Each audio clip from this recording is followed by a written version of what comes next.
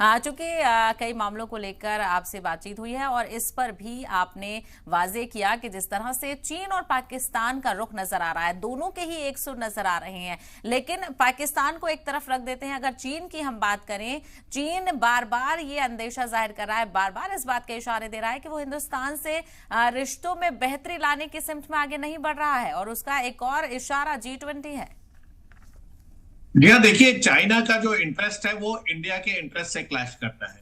देखिए उसने उसका जो चाइना पाकिस्तान इकोनॉमिक कॉरिडोर बन रहा, पाकिस्तान की जैसी हालात है, और जिस तरीके से उसने ईस्ट लद्दाख में अपना जो डेमचौक और डेप्सांग एरिया में इलाके पे अपना इंक्लूशन किया हुआ है, अरुणाचल प्रदेश को डिस्प्यूटेड टेरिटरी मानता है, और ये दोनों इलाके को छोड़ने के बाद देखिए डोकलाम में भी उसने ट्राई जंक्शन में भी अपनी हरकतें की थी, कुछ हिमाचल और उत्तराखंड के इलाके में भी वो अपने कुछ क्लेम लाइन बनाता है। तो उसका पूरे ऑल अलोंग बॉर्डर देखेंगे तो वो उसकी अलग क्लेम लाइन चलती है, उसको कोई माने चाहे ना माने, वो अपनी अपनी दुनिया में रहते हैं। हिंदुस्तान चाइना की सारी नीतियों से, सारी चालाकियों से वाकिफ है। अगर चाइना G20 की अगर बात करें, अगर नहीं अटेंड करता है तो उससे बहुत बड़ा फर्क नहीं पड़ता है।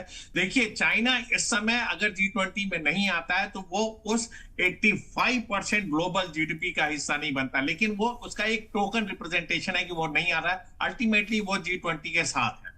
75% ट्रेड वो मिस करता है, और जो 2/3 वर्ल्ड की पॉपुलेशन इस इलाके में रिसाइड करती है G20 में, अगर वो उससे हटता है तो वो एक बहुत बड़ा अपॉर्चुनिटी मिस कर रहा है। और देखिए श्रीनगर, देखिए हिंदुस्तान का अभिन्न अंग है JNK। हम वहां G20 का जो टूरिज्म का 3rd समिट कर रहे हैं वर्किंग ग्रुप का, तो ये एक पूरे वर्ल्ड के लिए बहुत ही उत्साहवर्धक चीजें हैं। देखिए आइए देखिए, अगर दुनिया में कहीं जन्नत है तो वो कश्मीर में है, इस बात में मेरे को कोई शक व शुबा नहीं है।